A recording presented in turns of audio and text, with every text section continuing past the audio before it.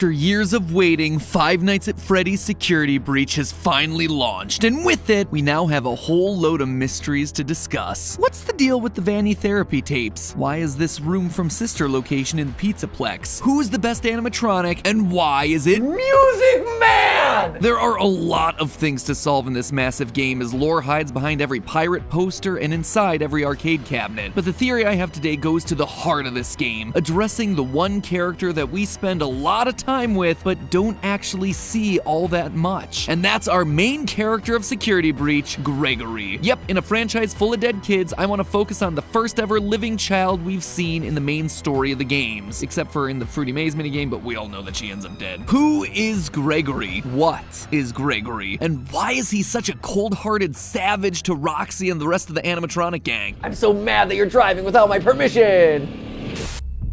Oh my gosh! Gregory is brutal! My friends, the answers to those questions will recontextualize everything that you thought you knew about this series. So let's begin.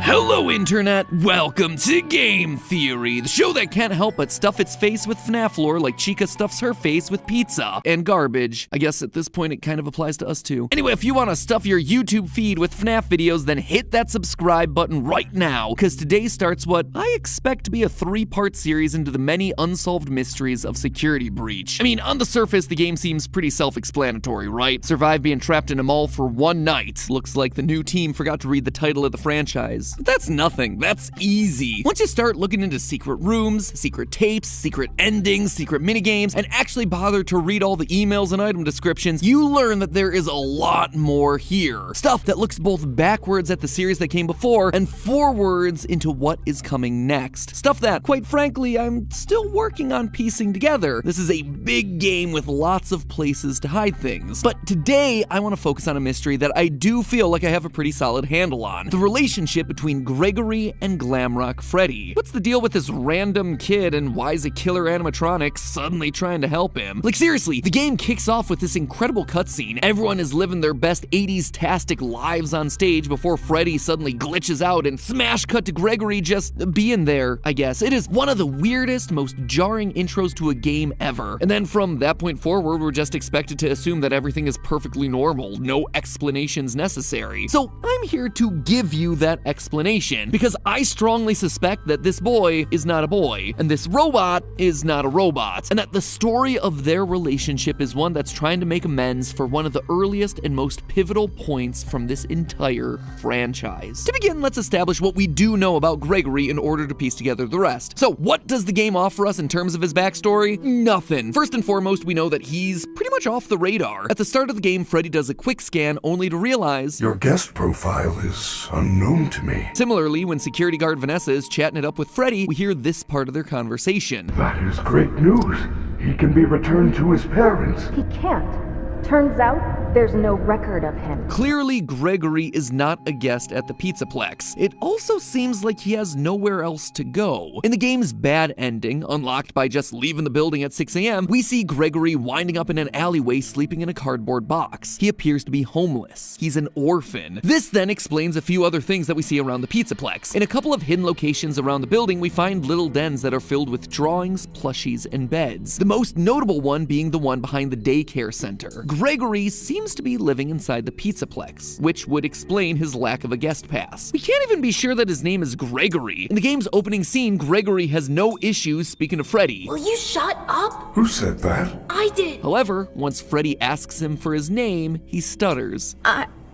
I'm Gregory. Why would he stutter on his name when he was clearly fine answering everything else just seconds before? So, what? Is that it? Gregory's just some homeless kid that sets up shop in the Pizzaplex and happens to get wrapped up in Afton and Vanny's plans? Yeah, right. Of course not. Nothing in this franchise is ever an accident. Take a look at Gregory here. Notice anything familiar? Dark eyes, brown hair with a piece fallen between his eyes, shorts, a shirt with 2 stripes across the middle. Ladies and gentlemen, Gregory is none other than the crying child. Don't believe me? Early on on, we get this weird moment when Freddy suddenly stops what he's doing and says this. I feel you are broken. We all know that the language in this franchise is never chosen by accident. Everything is meticulously crafted, so is it a coincidence then that the word broken is only used one other time in the FNAF series to describe a child? That iconic FNAF 4 clip with crying child and golden Fredbear, "You're broken, we're still your friends. I will put you back together." The fact that both crying child and Gregory look alike and are considered to be broken screams of a connection existing between these two. Him being the crying child would also explain why he has nowhere else to go. His dad is an undead zombie living inside a yellow bunny suit, and his mom is MIA. There's also lines like this. Your parents want you to follow me. Your family is looking for you. Let me take you to your parents. On one hand, this just sounds like Chica spouting out some generic security protocol. On the other hand, if indeed Gregory is the crying child, Chica's lines here take on a whole new meaning, because she is quite literally bringing him to his family, his father living in the basement, William Afton. But obviously there's one big problem with this, one that I'm sure all of you are screaming at your monitors or typing aggressively down in the comments. Crying child is dead. He died in FNAF 4 when his older brother Michael picked him up to be chomped. And not only did he die, his soul then went on to be one of the two spirits possessing Golden Freddy, the other being the vengeful spirit Cassidy, before he was finally put to rest by the puppet in the happiest day ending of FNAF 3. This kid is well and truly gone. He is removed from the franchise. He is one of the few cards that are officially off the lore table. So why then do I dare invoke his name here? Because Gregory is a robot, a rebuilt version of the crying child. Flame shields activate, because it's time for everyone's favorite segment. MatPat uses the lore from multiple FNAF books to try and explain parts of the game that don't make sense. I'll try to make this as quick and painless for all of us as possible. In the books, children having tragic premature deaths and then being rebuilt as robots by their grieving fathers is something that happens a lot. Like, if I had a nickel for every time this plot line showed up, I'd have like 3 nickels, which isn't a lot, but it's weird that it happened 3 times.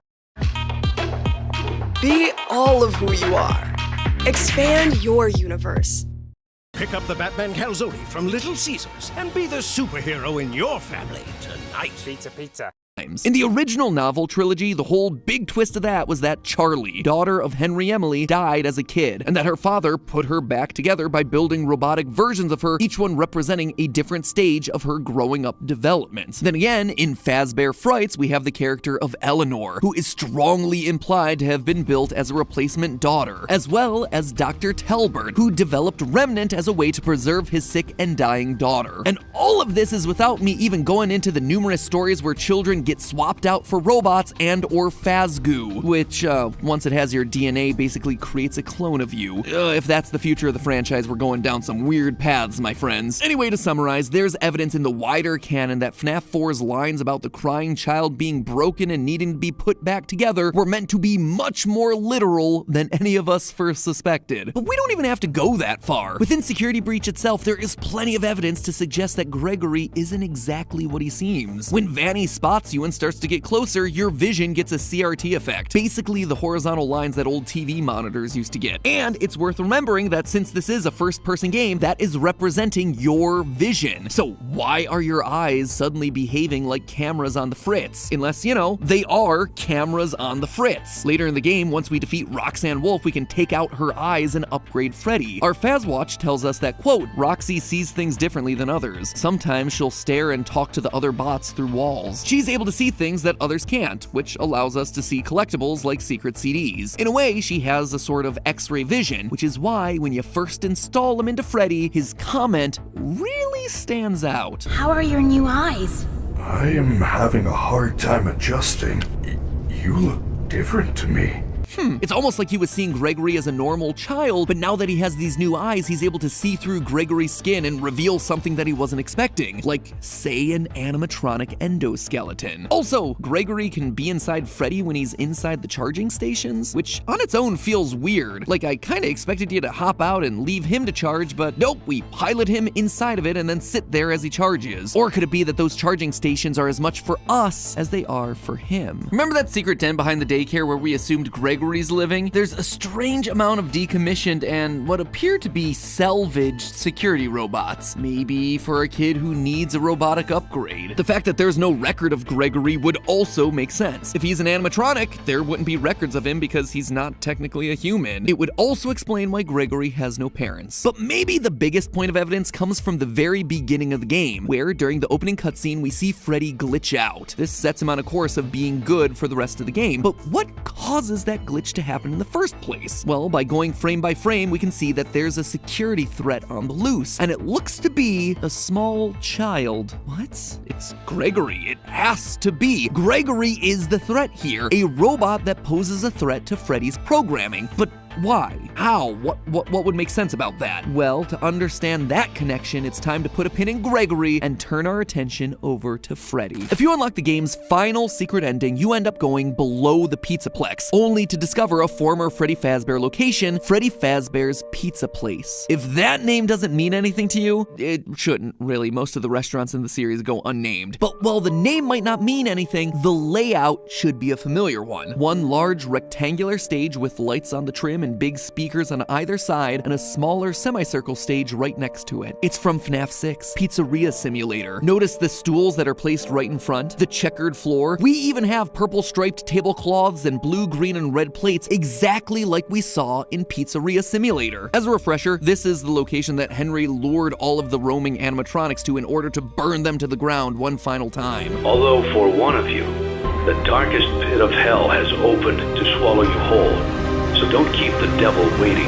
friend. And this is it, here. Seems like Henry's plan didn't quite work as expected. We still see pretty much everyone that he tried to torch away, and they're all alive and well and thriving underground. Springtrap is there, Molten Freddy is there as this big black blob, and if you look inside that blob, you can even see Baby. And heck, even the puppet. Kinda lessens the impact of that Savage Henry speech from FNAF 6, but whatever. Anyway, the reason I bring this up, outside of it giving me a chance to remind everyone that I totally called something like this happening at the end of the last theory from a year ago, is that one character is notably absent here, Michael Afton, who we're reasonably sure was the guard working at the FNAF 6 location and the one who helped to burn it down. And to you, my brave volunteer, who somehow found this job listing not intended for you. Although there was a way out planned for you, I have a feeling that's not what you want. I have a feeling that you are right where you want to be. After being scooped, turning purple, and trying to undo his family's sins location by location, he went down with the ship and burned alongside his father and sister, which means that presumably he should be here somewhere, and yet he's not. Unless, of course, he's taken on a new form, say perhaps Glamrock Freddy. We know for a fact that Freddy's been down here based on some of the lines that he drops during the finale. I know what this is. I have been here before. She brought me here. I had no choice. Now I have a choice. I have changed. My friends are here. They are so angry, confused, but I can protect you. So he's in a place where he can get possessed. We also hear that Freddy isn't acting like his normal self, saying, I am not me. And in yet another ending, the fire ending, Freddy is more than prepared to set the place ablaze, much like Michael Afton did to Fazbear Frights at the end of FNAF 3. I guess old habits die hard. And nothing says that clearer than the replica of Mike's room from Sister Location that's hiding inside the Pizzaplex. Yeah, for those of you who don't know, hidden inside the mall is the exact replica of Mike's living room from Sister Location, down to the TV, lamp, and basket of exotic butters. Exotic butters. Exotic. But here's the kicker. Over on Mike's wall is a coded message, one that was solved through an incredible team effort from Dawko and the rest of the FNAF subreddit. It reads as follows, quote, "Break and mend, I built the breath. They hunt now, drawn to life. Not real, still me. And frit and fraught with thought and zest, and guessed no blunt woes. Dodge, duck, flash, shoot, crawl, run, crush the vile band. Cry not, try not, do not hold out hope. Your life, your aim will save those with soul." I feel like this is some sort of a poetry reading. Snaps, everyone. Snaps. Snaps. Yeah, man, cue the bongos. All right, basically, this is just a bunch of fancy talk, all relating to Mike's personal journey. The first line is all about breaking and repairing things, and in doing that, creating new life. In other words, Ennard and Baby. The rest is all about his commitment to try and stop the evil animatronics and try to save any of them with a soul left in their bodies. Now, does the presence of this room and poem necessarily mean that Mike is Freddy? No, but I do think it's telling that we're reminded of Mike's commitment to save everyone inside of a room that you're required to find alone in the dark, i.e. without Glamrock Freddy hovering over your shoulders. Heck, during the finale, we even get this line from Glamrock Freddy. My friends are here.